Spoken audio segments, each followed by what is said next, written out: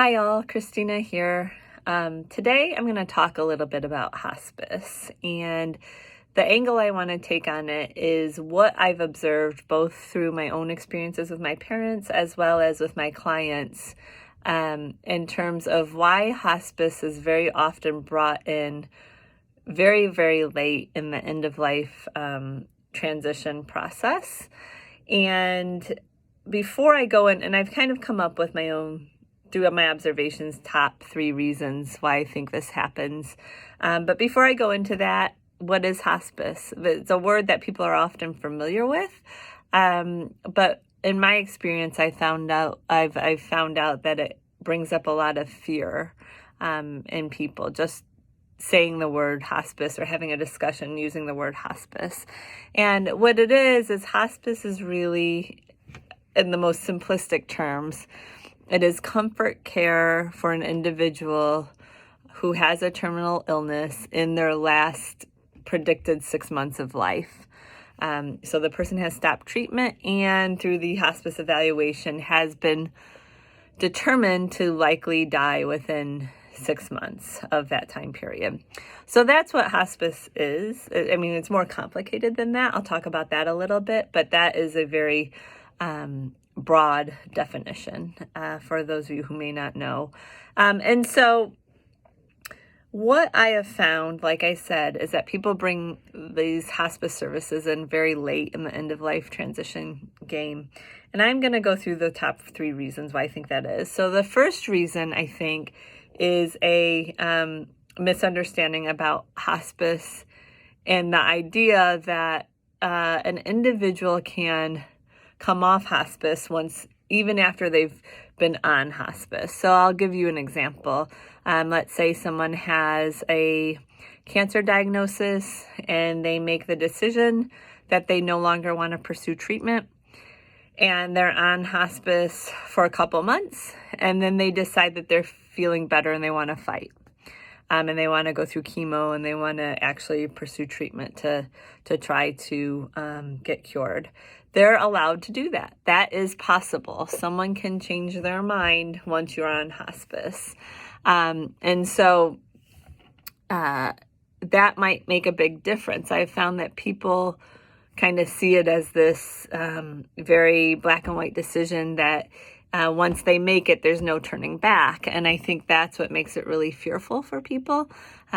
So I'd like to get the knowledge out there that that's not true, that even once you're on, an individual can decide that they want to come off. And it really boils down to insurance and what insurance is going to pay for. So insurance will not pay for hospice and treatment simultaneously. And so it's really kind of an insurance issue, why that line is so clear. But it is possible to transition out of it. So that's one thing I find holding back. Along the same lines is people are hesitant about the time frame because it is making a diagnosis that they predict the person will pass away in 6 months. And the thing about that is that's the initial evaluation, but once someone's on hospice, and those 6 months come and the person is still alive, hospice reevaluates. And as long as there's a decline in the person, they will re-up hospice and put it in for another 6 months. So it's not as if you only have 6 months and once you use that 6 months up, it's all gone and now you don't have the care of hospice anymore. It is not like that. They will re-up the time frame and hospice can continue as long as there's a decline. So that's the first reason I have found why people are sometimes hesitant. The second reason I have found is that there's a real misunderstanding of services. And so you hear things like, oh, they're just going to try to kill the person. I mean, I know it sounds ridiculous, but there is that idea out there. And really, or, oh, well, it's just morphine and, nothing else. And we don't want to bring it in for just morphine. Well, what it is, it's much broader than that. So with hospice, yes, you get a nurse who comes, and the amount of visits depends on the situation, whether the person's at a hospice facility, or what their diagnosis is in terms of time frame. So that level of visits vary, but there's always a nurse who does do visits. There are aides involved that come and help with things like showering and stuff like that. There's a social worker always assigned to the case, and that social worker can be utilized both with the family and the patient, and can provide a lot of emotional support. And there's also a clergy person who can meet with the patient and meet with the family, depending on what the needs are on both of those sides. So that's, the staff in a nutshell. And then in addition to that, hospice will provide all needed equipment. So if they come in and do evaluation, say, okay, you need a hospital bed, or you need a lift, or whatever, you need bed pads, or whatever it is, they will provide those and bring them to your home and set them up if they need set up. So there is this whole package that comes with bringing hospice on board that is very, very supportive. And I'm not so sure everyone understands how supportive that system is, both for the patient as well as the family and the caregiver. So that's the second reason. First reason being, lack of understanding if someone can actually come back off hospice once they make the initial decision. Second reason, misunderstanding really of what the services are, provided by hospice. Third reason, I feel like hospice is almost often brought in late in the game, is that it is not a guarantee that the medical staff will bring up hospice. So you may be left on your own to start that discussion. In my personal case, I've had it both ways. With my father, nobody brought up hospice in the rehab facility that he was in.